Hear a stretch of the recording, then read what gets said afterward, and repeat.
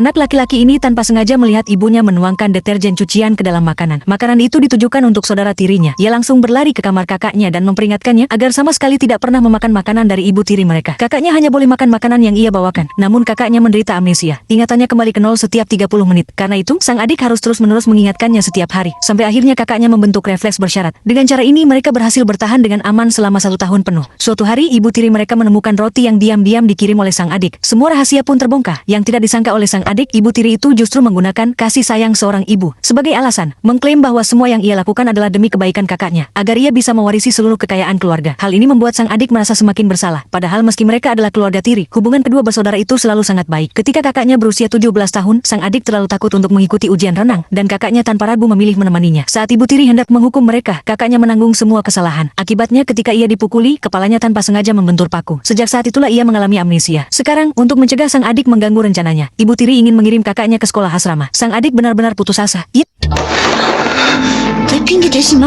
merasa hanya jika dirinya mati, kakaknya bisa selamat. Hanya dengan begitu mungkin ibu tiri akan kembali menjadi pribadi yang lembut seperti dulu. Keesokan harinya, ia mengikuti ibu tiri naik ke gunung, berniat mengakhiri hidupnya di depan wanita itu, berharap bisa menyentuh hati nuraninya. Namun, ia meremehkan kekejaman ibu tiri tersebut. Dalam pergulatan, ia tanpa sengaja membunuh ibu tirinya. Baru saja menginjak usia dewasa, ia belum pernah mengalami hal seperti ini. Ia langsung berlari pulang dan mengaku semuanya kepada kakak yang paling ia percayai. Tetapi usia mental kakaknya masih seperti 17 tahun, sehingga ia panik bahkan lebih dari sang adik. Namun mengikuti naluri alaminya, kakaknya dengan cepat melepaskan pakaian adiknya yang berlumuran darah, menyuruhnya segera membersihkan tubuhnya. Lalu ia mengenakan pakaian berdarah itu sendiri sebelum ingatannya kembali terhapus. Setelah itu ia segera menelepon polisi untuk mengaku menanggung semua kesalahan demi adiknya. Melihat kakaknya yang kebingungan dibawa pergi oleh polisi, rasa bersalah sang adik menjadi luar biasa besar. Ia hanya bertahan 2 hari sebelum akhirnya benar-benar hancur. Ia berlari ke atap gedung, bersiap untuk melompat. Untungnya seorang detektif dan dokter Helu sudah mengungkap kebenaran. Mereka tiba di atap tepat pada waktunya dan berhasil menariknya kembali. 30분마다 기억 리셋해서 제일 먼저 하는 게 너 괜찮나 확인하는 거야.